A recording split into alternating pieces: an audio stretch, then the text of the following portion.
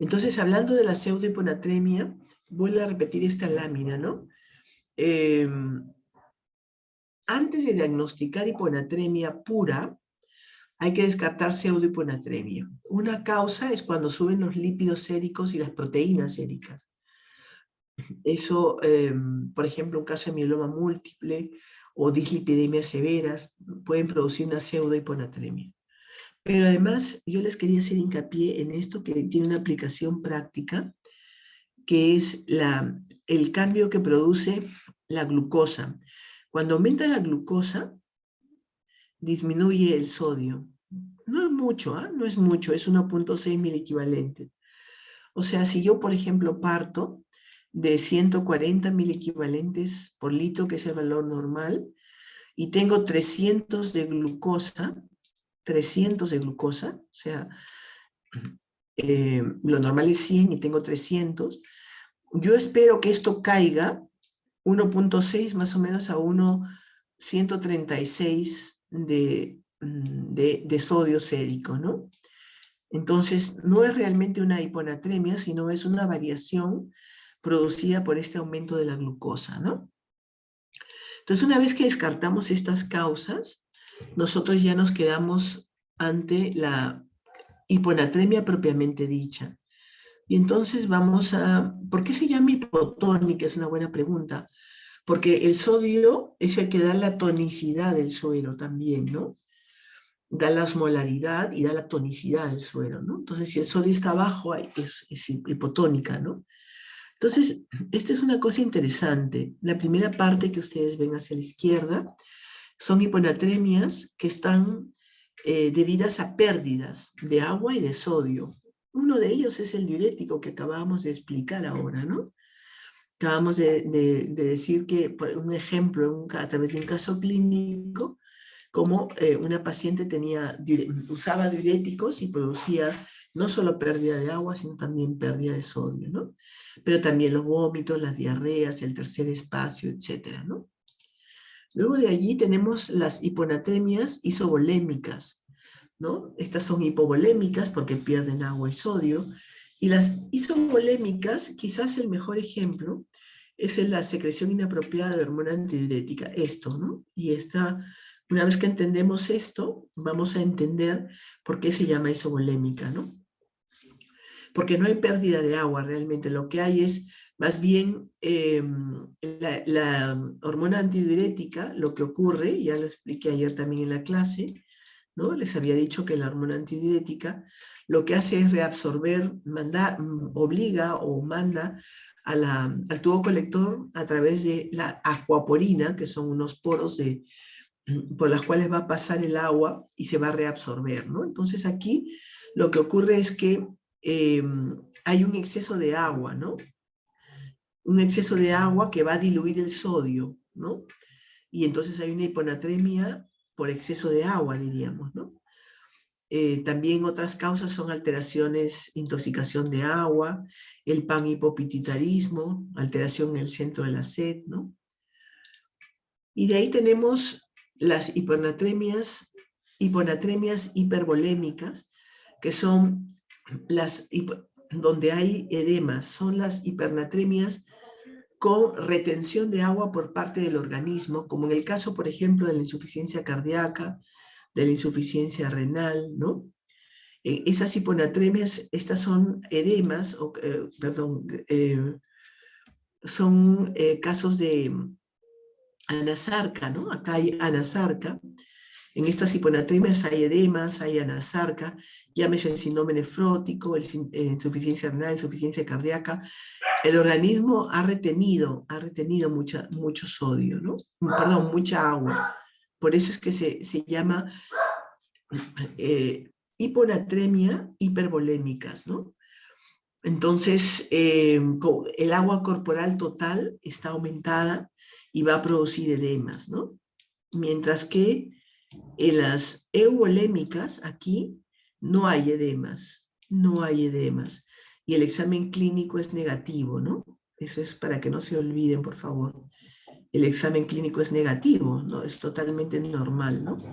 Y acá en las hipovolémicas hay signos de deshidratación, porque hay pérdida de agua y de sodio, ¿no? Deshidratación, ¿no? Entonces, esta clasificación de hiponatremia tiene en claro sustento clínico, ¿no? Si yo pierdo agua, va a haber signos de deshidratación, ¿no? Y es una hiponatremia hipovolémica. Si no pierdo agua y no hay edemas, no hay signos clínicos de sobrehidratación, le llamamos hiponatremia isovolémica, que es la del síndrome de secreción inapropiada de hormona antidiurética. Y si yo retengo agua, si un paciente retiene agua y aumenta el agua corporal total y hay edemas, está sobrehidratado el paciente, es una hiponatremia hipervolémica, ¿no? Entonces, una clasificación bien importante. Ok, entonces, después, esto es interesante en función a la osmolaridad urinaria, ¿no? Nosotros vemos, si nosotros lo enfocamos desde la osmolaridad urinaria, ¿no? Acá, esta es la osmolaridad urinaria, ¿no? Por ejemplo, si nosotros vemos que la osmolaridad urinaria está alta, o sea, es una orina concentrada, vemos en este cuadradito de aquí, ¿no? Se supone, si es una orina concentrada y la osmolaridad urinaria está alta, vamos a pensar, y el líquido extracelular está disminuido, esto nos va a llevar a pensar en una hiponatremia hipovolémica, y puede ser por pérdidas renales, o por pérdidas no renales o extrarrenales, ¿no?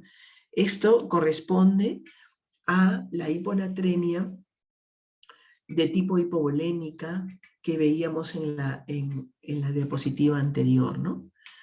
Mientras que acá tenemos si la osmolaridad urinaria está alta, pero tenemos que el líquido extracelular está normal, normovolémico o euvolémico, está el SIHAT, ¿no? La secreción inapropiada de hormona antidiurética. Y si nosotros tenemos, que corresponde a la columna del medio de la anterior diapositiva, y si nosotros tenemos con el líquido extracelular aumentado, que yo les hablaba del agua corporal aumentada, que corresponde a la columna de la derecha de la anterior diapositiva, tenemos a la insuficiencia cardíaca, la insuficiencia renal, en fin, ¿no? Esto está visto en función de la osmolaridad urinaria, ¿no? Ok. Entonces, los tipos de hiponatremia, esto lo pueden revisar ustedes. Es un resumen de las anteriores dos diapositivas, ¿no? Y aquí la clínica de hiponatremia, ¿no? ¿Cuál es el cuadro clínico? Vamos a empezar por los leves, ¿no? La hiponatremia leve, cefalea, déficit de atención, alteraciones de memoria, depresión, alteración de la marcha, ¿no? Puede conducir a caídas en los ancianos. Si aumentamos si es moderada, si es más severa, más moderada, digamos, va profundizándose la hiponatremia, náuseas, vómitos, desorientación, somnolencia, y si es grave puede ir al coma, a las convulsiones, ¿no? Esto es lo mismo, ¿no? Vean ustedes que la hiponatremia puede ser tan leve que puede producir solo dolor de cabeza y alteración de la memoria, irritabilidad, como producir convulsiones, depresión respiratoria y coma, ¿no? Entonces, ¿por qué se produce la depresión del sodio? En los casos de la hiponatremia, generalmente esto es la explicación de la hiponatremia hipovolémica, ¿no? Si son pérdidas renales por el uso de diuréticos, ¿no? Por una patología que se llama nefritis perdedora de sal, por tubo digestivo no se pierde mucho, pero algunas veces por fístulas de intestino delgado, por sondas, pero en general el tubo digestivo no pierde mucho sodio. Y por la piel sí pierde sodio, ¿no? Y esto es más bien el SIHAT famoso, ¿no? La secreción inapropiada de hormona antidiurética, ¿no? ¿Qué causa que la hormona antidiurética esté aumentada? Digamos, puede ser que su producción esté aumentada, ¿no? Esa es la famosa secreción inapropiada, ¿no? ¿Cuándo se produce esto? Cuando hay enfermedades del sistema nervioso, esto apréndanlo bien, ¿no? Hemorragia, infección del sistema nervioso, alguna neoplasia maligna como neoplasias de pulmón, por ejemplo, leucemia, linfomas pueden dar una secreción inapropiada porque las células neoplásicas producen una sustancia como la ADH, ¿no? Infecciones pulmonares, el mismo dolor, las náuseas, ¿no? Los estados posoperatorios, y hay fármacos que aumentan la producción de la ADH, ¿no? Generalmente son los quimioterápicos que se usan en las enfermedades neoplásicas, algunos antidepresivos, ¿no? La característica es que la función renal, hepática, cardíaca, tiroidea, porque el hipotiroidismo produce hiponatremia. Entonces, si el hipotiroidismo produce hiponatremia, para que esta hiponatremia sea por una secreción inapropiada, tenemos que haberlo descartado, ¿no? Como ya vimos en las anteriores diapositivas, la osmolaridad urinaria está alta y el sodio en orina está alto, ¿no? Ahí lo hemos, esto es un resumen de lo anterior, ¿no? Que lo pueden ustedes revisar. Y esto cuando hay déficit de sodio, ¿no? Cuando hay déficit de sodio, es decir, cuando la hiponatremia es por pérdidas, hay una fórmula para calcular el déficit de sodio. Por ejemplo, ahí les he puesto uno, ¿no? 140 menos el sodio del paciente por 0.6 por el peso, ¿no? 140 menos el sodio del paciente, en este caso es 127, es el cambio, el delta de sodio. 0.6 si es un hombre, que es el volumen de distribución del sodio corporal, es el agua corporal total, 0.6 por 70, el agua corporal total. Eso se los expliqué en la clase de ayer, ¿no? Y eso nos da una respuesta, un cálculo de 420 miliequivalentes, ¿no? Que no se deben reponer muy rápido porque produce daños del sistema nervioso, ¿no? Ese es un cálculo del déficit de sodio, ¿no? Y esto, unas palabras para la hipernatremia, más de 145, suele ser iatrogénica. Suele ser porque a los ancianos que están en coma, que están con sonda nasogástrica, se les da mucho soluto y poco líquido, ¿no? O en los hospitales les damos a los pacientes poca agua, ¿no? Sin monitorear el sodio, ¿no? Sobre todo se ve eso en los pacientes con coma, como lo podemos poner allí, ¿no? También se produce la hipernatremia cuando hay un exceso de mineralocorticoides, de aldosterona, un hiperaldosteronismo, ¿no? Un hiperaldosteronismo. Recuerden que la aldosterona retiene sodio y excreta potasio e hidrogeniones, ¿no? Eso lo habíamos hablado ayer. Entonces, en la hipernatremia es típica del hiperaldosteronismo, se asocia hipertensión arterial, ¿no? Pérdida de agua y sodio, cuando se pierde más agua que sodio, lo he explicado varias veces. Y la diabetes insípida, que es lo contrario al síndrome de secreción inapropiada de hormona antidiurética. Si la secreción inapropiada es una secreción excesiva, en la diabetes insípida lo que ocurre es que no hay hormona antidiurética, no se produce a nivel del sistema nervioso, o de lo contrario, el riñón, habiendo hormona antidiurética, es insensible a su acción, ¿no? Entonces, la hipernatremia también tiene una clasificación, ¿no? Hipovolémica, es muy parecida a la hiponatremia hipovolémica, solamente que aquí se pierde más agua y por lo tanto se concentra el sodio, ¿no? Y a través de pérdidas renales y pérdidas extrarrenales, ¿no? Puede haber una hiponatremia normovolémica, ¿no? Que también se asocia aquí, normovolémica, así como en la hiponatremia era el CIHAT, aquí es la diabetes insípida, que suele ser normovolémica, ¿no?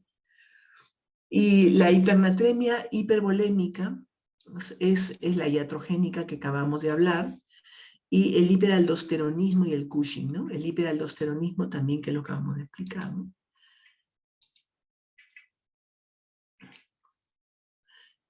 La diabetes insípida, es lo que les he explicado hace unos minutos, puede ser causada por que el sistema nervioso no produce la hormona antidiurética, o que por estas patologías que están aquí,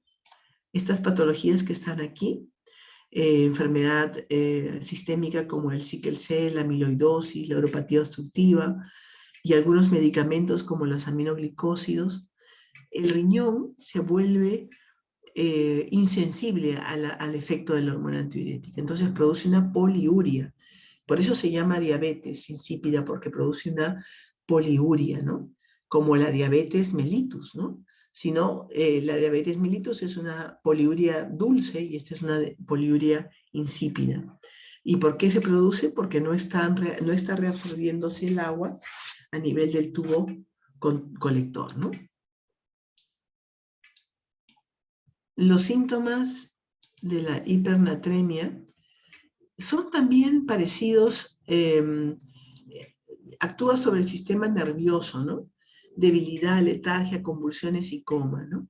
Típico paciente con demencia que está en un asilo, que no toma agua, que no se preocupan por darle líquidos, ¿no? Eso es lo típico, ¿no? ¿Y cómo se corrige la hipernatremia? Se corrige dándole agua, porque eso es lo que le falta, el agua, ¿no? Entonces aquí les he puesto un ejemplo, ¿no? Evitar las correcciones rápidas, y acá hay una fórmula, 0.6 por el peso, por el cociente entre el sodio medido y el sodio normal, ¿no? Acá le ponemos un ejemplo de un varón de 70 años con sodio de 160, ¿no? ¿Cuánta agua le falta? 0.6 por 70, que es el volumen de distribución del sodio, por el cociente entre el sodio medido, 160, entre el sodio normal, 140, sale 1.14, menos 1. A este paciente hay que darle 6 litros de sodio, ¿no? Entonces, esa es la fórmula para el cálculo de la hipernatremia, ¿no? Bueno, los puntos claves para que los repasen. No sé si mientras voy escogiendo la otra clase, me van comentando alguna pregunta. No sé si quieren que les comparta después las diapositivas para que puedan estudiar. Sí, doctora, Sí, doctora, por favor. Les podemos compartir a través de este mismo... ¿De acá mismo se puede compartir o tiene que ser por WhatsApp o por...? Por WhatsApp puede ser, doctora, porque por el mismo Zoom no se puede. Lo otro sería que lo suba al aula virtual. Ya. Pero si Entonces no, me lo puede compartir a mí y yo le comparto a mi ya. compañero. Daniela, te lo comparto a ti, las 3 clases, o sea, de agua, sodio y síndrome nefrítico que vamos a hablar ahora, y ya tú lo compartes, ¿sí? Ya está bien. Ok, listo, terminando la clase. Vamos a la clase de síndrome nefrítico. Estamos bien de hora. Esta clase es más sencilla, de tal manera que no... ¿Se ve bien? ¿Se ve bien la pantalla? ¿Se ve bien? Sí, doctora. Ok. Bueno, entonces vamos a hablar de síndrome nefrítico. Esa es la clase que me toca hablarles ahora, ¿no? El síndrome nefrítico, igual que el síndrome nefrótico, es producido por una enfermedad glomerular. Realmente se superponen las etiologías del síndrome nefrítico con el síndrome nefrótico. Algunas glomerulopatías primarias dan más síndrome nefrítico, otras dan más síndrome nefrótico, otras dan los dos, ¿no? Pero típicamente son glomerulopatías primarias o secundarias, ¿no? ¿Cuál es la diferencia? Las primarias son enfermedades solo en el glomérulo. Allí tenemos algunas, por ejemplo, la glomerulonefritis postestreptocócica, la glomerulonefritis proliferativa difusa, membranosa, ahí tienen varios ejemplos, ¿no? Nefropatía por IgA, que hoy día veíamos un caso con los estudiantes. Esas son las primarias, algunos ejemplos, ¿no? En las secundarias hay enfermedades sistémicas que producen síndrome nefrítico. ¿Cuáles son? La diabetes, la amiloidosis, las enfermedades complejos inmunes, las vasculitis, etcétera, ¿no? Es decir, cualquier enfermedad sistémica puede, muchas o varias enfermedades sistémicas pueden dañar el glomérulo y expresarse como un síndrome nefrítico o nefrótico. Por ejemplo, la diabetes da más síndrome nefrótico, ¿no? Por ejemplo, ¿no? El Goodpasture más síndrome nefrítico, pero el lupus puede dar nefrítico o nefrótico, en fin, se superponen aquí, ¿no? Y esto es, vamos a la anatomía, a mirar esta parte de aquí, ¿no? Para recordarnos, ¿no? Aquí, por ejemplo, ven las células mesangiales que están en el medio, de color medio lila, ¿no? Los núcleos lila. Aquí nosotros vemos las células epiteliales, ¿no? Las células endoteliales, aquí las ven con sus fenestras, color rojito. Las epiteliales están en amarillo, ¿no? Y podemos ver el espacio entre el epitelio parietal y el epitelio visceral, se ve aquí, al lado derecho, ¿no? Se ve aquí, por ejemplo, quizá me pongo aquí, ¿no? Aquí está el epitelio visceral y aquí está el epitelio parietal. Aquí en el medio, donde estoy marcando, de celeste está el espacio de Bowman, ¿no? Donde va a estar el filtrado glomerular, ¿no? Entonces, las células mesangiales las hemos dicho ya, ¿no? Ok, eso nos va a servir para ubicarnos, ¿no? Vamos entonces a avanzar. ¿Qué quiere decir? Que los complejos inmunes se pueden poner en cualquier sitio. Se pueden poner en el mesangio, se pueden poner en el subendotelio, en el subepitelio, ¿no? Y estos son algunos ejemplos que los vamos a ver. Bien, por ejemplo, vamos a empezar por aquí. Vamos a empezar por aquí. Esta es la enfermedad de cambios mínimos que se ven en los niños, ¿no? Y en cambios mínimos lo único que se ve es los podocitos se van borrando, pero no se ven más cosas, ¿no? Acá está la anatomía normal, ahí debajo. Acá, por ejemplo, vemos depósitos subendoteliales. Acá está el endotelio, ¿no? Este es el endotelio, la luz capilar, ¿no? Y acá vemos depósitos subendoteliales. Acá van a ver. Estos son los depósitos subendoteliales, ¿no? Acá, por ejemplo, vamos a ver proliferación de células epiteliales, la formación de semilunas, ¿no? Estas semilunas son signo de gravedad de una glomerulopatía, ¿no? Aquí, por ejemplo, vemos depósitos mesangiales. Acá está el mesangio y aquí estoy marcando con un aspa los depósitos mesangiales, ¿no? Inmunológicos, ¿no? Acá se ve, en esta zona de aquí se ven los depósitos mesangiales y aumento de la matriz mesangial. Aquí se ven depósitos subendoteliales, miren acá, subendoteliales y vamos a ver también que hay subepiteliales, ¿no? Entonces hay depósitos subendoteliales, subepiteliales. Hay enfermedades como esta, como la glomerulonefritis membranosa, en que los depósitos están sobre la membrana, ¿no? Están en la membrana, sobre la membrana basal, ¿no? Y aquí vemos, por ejemplo, la glomerulonefritis aguda, que es de la que vamos a hablar en un ratito, y aquí tiene depósitos subepiteliales, ¿no? Entonces, dependiendo de dónde estén los depósitos en los complejos, de complejos inmunes, a veces son inmunoglobulinas, a veces son complejos inmunes, estamos hablando de una determinada patología, ¿no? ¿Ok? De un síndrome de patologías. Entonces, ¿qué es el síndrome nefrítico? El síndrome nefrítico sería entonces una triada compuesta de ¿qué? De hipertensión, de hematuria y de edemas. La triada del síndrome nefrítico la compone hipertensión, hematuria y edemas.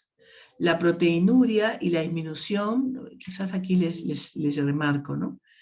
Hipertensión, hematuria que está aquí debajo, hematuria no se ve, y edemas. Esa es la triada del síndrome nefrítico. Se puede acompañar de menor filtración glomerular, se puede acompañar y hacer una insuficiencia renal aguda, se puede acompañar de cierto grado de proteinuria también, ¿no? Pero la característica son hematuria, edemas e hipertensión. Esa es la característica de la triada típica del síndrome nefrítico, ¿no? ¿Ok? Y la etiología es múltiple ya del síndrome nefrítico, lo hemos comentado.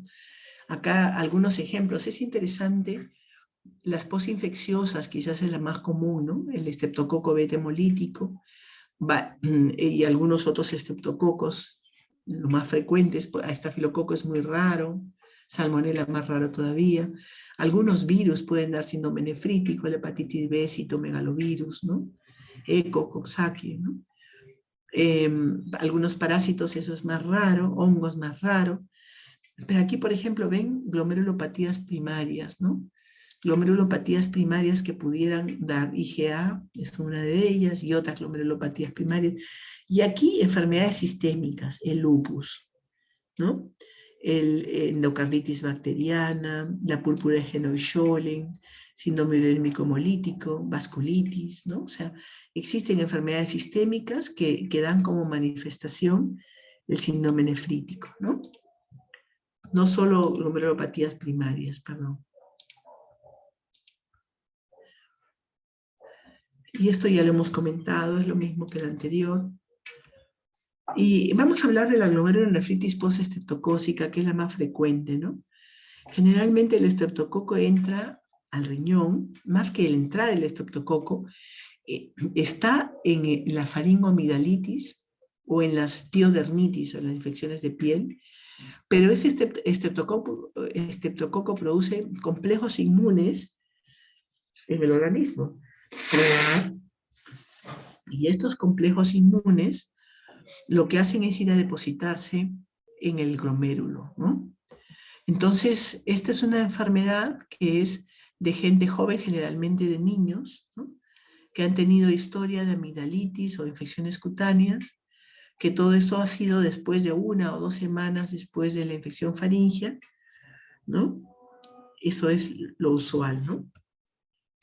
Y bueno, la patogenia, lo que ocurre son depósitos de complejos inmunes y fracciones del complemento, anticuerpos, que van a alterar la celularidad, ¿no? En todo lo que es el glomérulo. Miren, hay un aumento de la celularidad, hay una infiltración de polimorfonucleares, ¿no? Y la patogenia es un poquito lo que acabamos de hablar, ¿no? Es una infección de la faringoamidalitis o infección cutánea que produce una reacción antígeno-anticuerpo.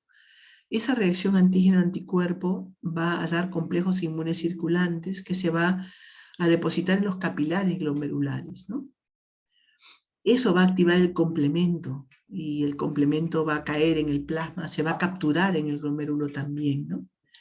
Y finalmente todo esto que estamos hablando, va a llevar a una disminución de la filtración glomerular, de la excreción de sodio, una retención de agua porque se estimula el sistema renina-angiotensina-aldosterona, ¿no? Entonces, entre las manifestaciones colaterales, diríamos, está, por ejemplo, que haya un poco de hematuria, que haya oliguria, ¿no? Que haya algún grado de sobrecarga de volumen, ¿no es cierto? Pero lo que constituye la triada que hemos hablado son los edemas, ¿no? Los edemas, la hipertensión, acá están los edemas, la hipertensión arterial, eso lo hemos comentado, es la triada con la hematuria, ¿no? Es la triada del síndrome nefrítico, ¿no? ¿Ok? Eso puede llevar a algunas alteraciones en el medio interno, aumento de urea, creatinina, disminución de la excreción de sodio, ¿no? Pero estos son los hallazgos que más nos llaman la atención, ¿no? Esa es la hematuria, que puede ser macroscópica o puede ser microscópica, ¿no? Y vamos a hablar un poquito en los siguientes minutos de la hematuria, que es un signo muy importante a nivel renal, ¿no? Entonces la hematuria, los hematíes, la característica en el síndrome nefrítico son que son hematíes deformes, le llaman dismórficos. Y estos hematíes dismórficos, ¿por qué se producen? Porque pasan a través de los poros de la membrana basal glomerular, que está alterada, y a la hora de pasar se deforman, ¿no? Es como si pasaran por un conducto pequeño y entonces tienen que, digamos, deformarse para poder pasar. Son hematíes dismórficos. Y cuando hay un hematíes dismórficos con cilindros hemáticos, acá ven cilindros hemáticos, que es este cilindro que está aquí, a la mano izquierda, Cuando hay hematíes dismórficos y cilindros hemáticos, ¿no? Nosotros tenemos que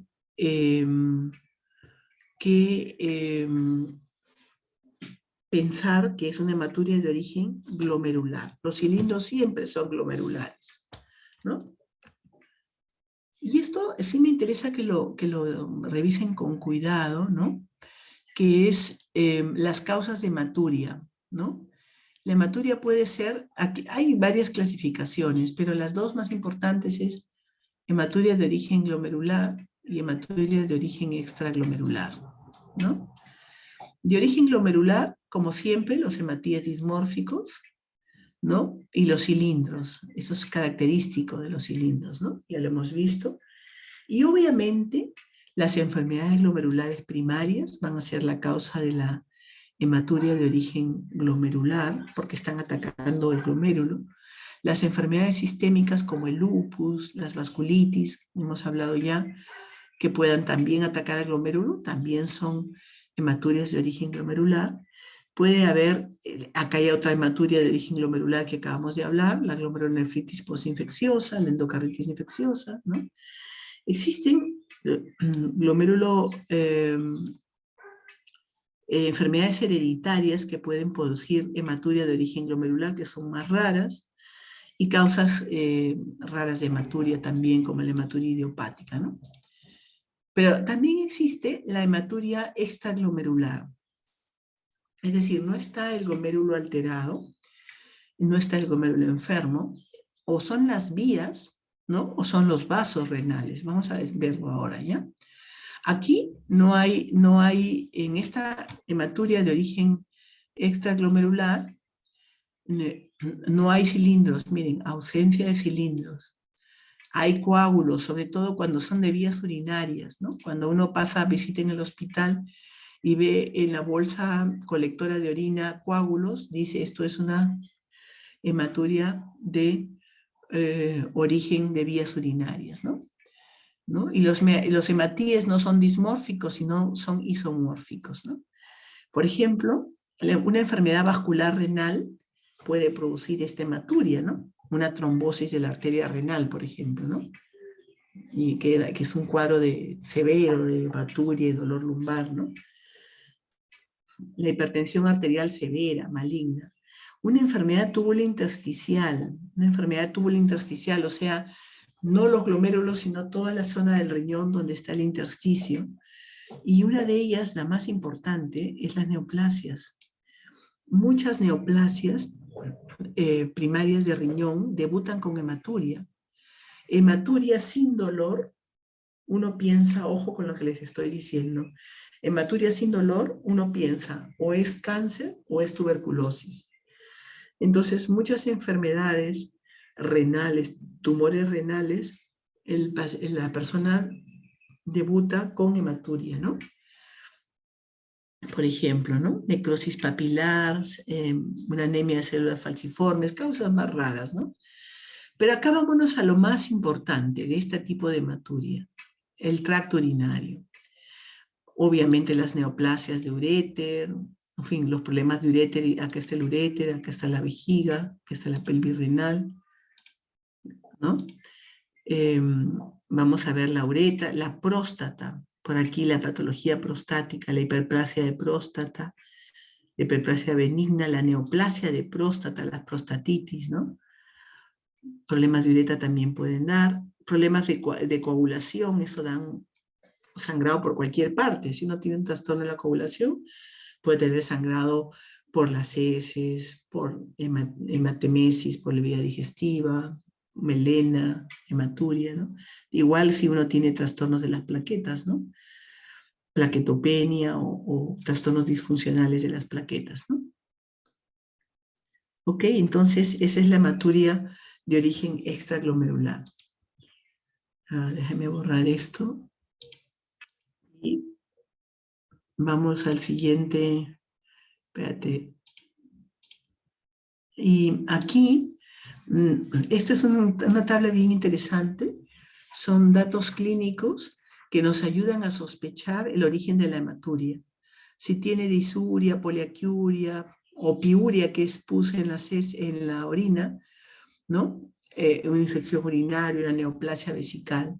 Si ha habido una infección respiratoria digestiva reciente, una glomerulonefritis por IgA, o si ha habido una infección de faringoamidalitis, o, por ejemplo, una infección de piel, pensamos en una glomerulonefritis postestreptocócica, enfermedades familiares, si hay un dolor lumbar irradiado, un cálculo, ¿no?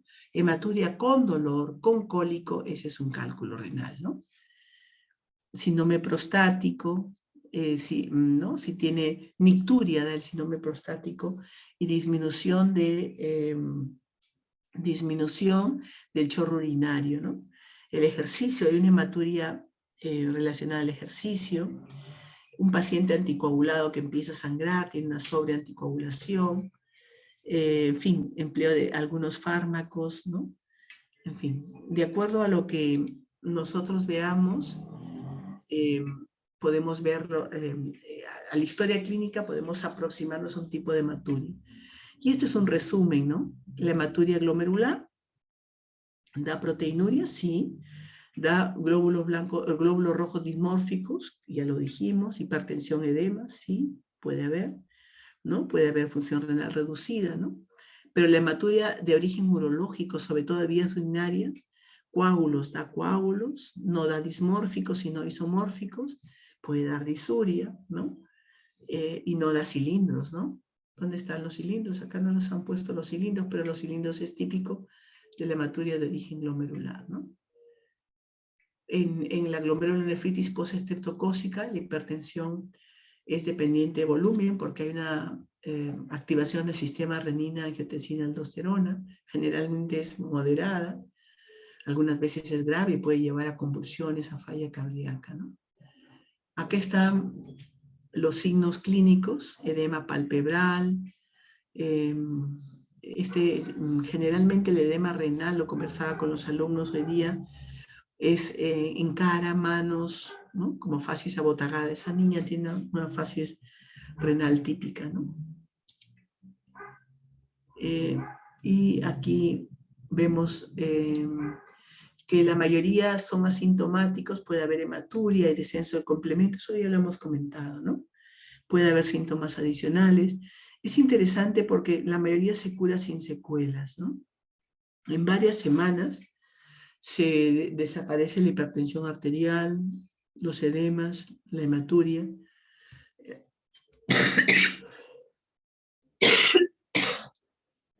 Perdón un ratito.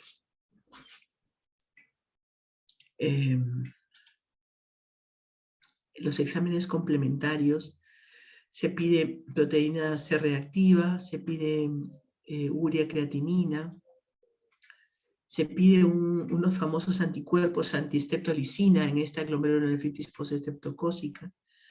Eso veíamos mucho nosotros antes, en niños y en jóvenes, y siempre pedíamos la antistreptolicina, ¿no? Eso ya lo hemos comentado también. Este es un caso clínico y con eso termino, ¿no? Mujer de 35 años con antecedente de 2 embarazos con colestasis gravídica e insuficiencia ovárica precoz. Vivía en ambiente urbano, trabajaba de ama de casa, no era fumadora ni bebedora, no seguía tratamientos crónicos ni tenía alergias, tampoco presentaba antecedentes familiares de interés. Acudió al servicio de urgencias por edema de miembros inferiores y una semana de evolución, edema facial, palpebral, ya me estaba llevando de la mano a la etiología renal, ¿no?